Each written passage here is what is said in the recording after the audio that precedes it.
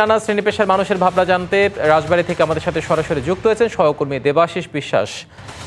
দেবাশিস, কেমন দেখছেন রাজবাড়ীতে ভোটের মাঠে সাধারণ ভোটার যারা আছে, মানুষ যারা আছে আসন্ন নির্বাচন নিয়ে তাদের ভাবনা কি ভাবছেন তারা? আমরা এখন রয়েছি শহরের খুব একটি জনপ্রিয় চায়ের দোকানে। চায়ের দোকানে আসলে নির্বাচনের যে কথাবার্তা সেটি খুব গুরুত্বের সাথে হয় এবং এই মানুষগুলোই আসলে ভোটের মাঠের যেটি জোয়ার সেটি তোলেন। আমরা সাধারণ মানুষের বক্তব্য শুনবো। আপনি একটু বলবেন আসলে নির্বাচনের মাঠ পরিস্থিতি কেমন আছে? নির্বাচনের মাঠ পরিস্থিতি ভালো আছে, কোনো জায়গায় অরাজকতাও আছে। সব জায়গায় যে ভালো আছে তা নাই, সব জায়গায় যে ফিরে এসেছে তা নেই। কোনো জায়গায় ফিরে এসেছে, আমার মতো মানুষ যারা তারা ফিরে এসেছে। সুস্থভাবে ভোট দিতে পারলে যাবো ভোট কেন্দ্রে, না পারলে ফিরে চলে আসবো।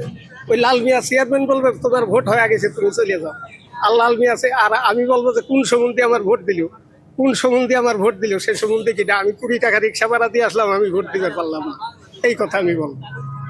আমরা আরেকজনের বক্তব্য শুনবো। আপনি একটু বলবেন যে আসলে ভোট কেমন ভোট চান আসলে? আপনি বলেন না কেমন মুরব্বী কেমন ভোট চান আসলে? ভোটটা কেমন চান? আমরা নিরপেক্ষ ভোট চাই, সেটা কেমন? সঠিকভাবে নিরপেক্ষ ভোট, এটাই আমরা চাই। সাধারণ জনগণ এটাই চায়, ভালো সরকার চায়।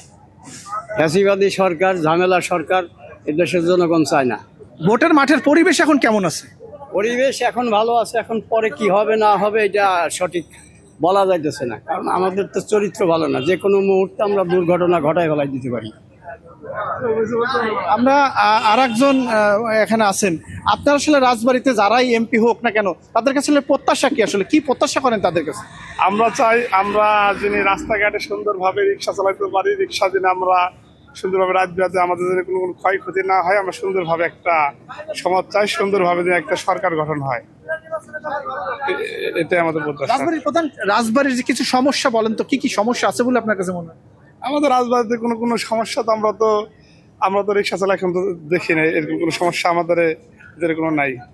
মানে আমরা সুন্দরভাবে এখন রাস্তাঘাটে ভালো মতো গাড়ি মেরে চলাচল মানে পারতেছি। ভবিষ্যতে যে সরকার আসবে আমরা যেন সুন্দরভাবে সাধারণ মানুষ যেন আমরা রাস্তাঘাটে ভালো মতো চলতে পারি, এই আমাদের। আরেকজন দর্শক আছে, আপনি একটু বলবেন আমাদের যে ভোটের মাঠে যারা প্রার্থী আছেন, আপনি কি মনে করেন নির্বাচন আসলে জমবে? আমি কিছুই বলছি না, বলছি ভাই যে সুস্থতা নির্বাচন চাই, আমরা যাতে চাই, ভালো একটা সরকার চাই, এই এর বাইরে কিছু বলার নেই আমার। যারা প্রার্থী আছেন এই প্রার্থী কি আপনাদের পছন্দের প্রার্থী আছে? হ্যাঁ, পছন্দের প্রার্থী তো অবশ্যই আছে। যাক, সুস্থ নির্বাচন চাই, এই আর কি। আমাদের এখানে আরেকজন আছেন যিনি আসলে বিভিন্ন জায়গায় গিয়ে থাকেন। ভোটের মাঠের পরিবেশ কি আসলে? ভোটের মাঠে হলো যে যোগ্য নেতা খয়ামের জোয়ার আছে। খয়াম সাহেবের দুটো ভোট দেয়, খালি গরিব যারা সাধারণ গরিব তারা এক মুঠ ভাত খাবে পারবি, আর তাছাড়া অন্যান্য ঠিক আছে। আরো কিছু কব? আমরা শুনছিলাম হিমাদ্রি যে চায়ের দোকানের একেবারেই সাধারণ মানুষ যারা এখানেই থাকেন বেশিরভাগ সময় চা খান, এবং তারা বলছিলেন যে ভোটের পরিবেশ ভালো এবং তারা যোগ্য প্রার্থীকে তারা ভোট দিবেন, এমনটি তারা বলছিলেন। আরেকজনের কাছে একটু জানতে চাই, আপনি তো তরুণ ভোটার, আসলে প্রত্যাশা কি? প্রত্যাশা এবার নির্বাচনে জামাতকে আমরা দেখতে চাই। জামাত ইসলাম ক্ষমতায় আসলে দেশ উন্নত হবে এবং মানুষ হলো সাধারণভাবে চলাফেরা করতে পারবে, আর হ্যাঁ, ইনসাফ কায়েম হবে। এক কথায় জামাত ব্যতীত অন্য কোনো দল ইনসাফ কায়েম করতে পারবে না আমার জানা মতে, আর একমাত্র এখন জামাতকে আমরা প্রাধান্য দিচ্ছি বেশি। আমাদের এখানে আরেকজন আছেন, ভোটার আছেন, তার কাছ থেকেই আমরা একটু শুনবো যে এই যে নির্বাচনের যে উৎসাহ উদ্দীপনা সেটি আসলে আপনার চোখে লেগেছে কিনা। জি, আমার কাছে মনে হয়েছে যে নির্বাচন এবার একটি সুষ্ঠু নির্বাচন হতে যাচ্ছে, এবং আমার কাছে মনে হয় যে একটি সুন্দর সর্বদলীয় সবার মাঝে একটি সুন্দরভাবে সুষ্ঠু একটি নির্বাচন সম্পাদিত হবে। এবং আমরা বিশ্বাস করি যে যোগ্য, যে রাজবাড়ী, বিশেষ করে আমাদের যে জেলা, যে রাজবাড়ির জন্য সর্বাধিক কাজ করবে তাকে মানুষ বেছে নেবে এবং তার ভোটের যে প্রয়োগ সেটি সুষ্ঠুভাবে করতে পারবে।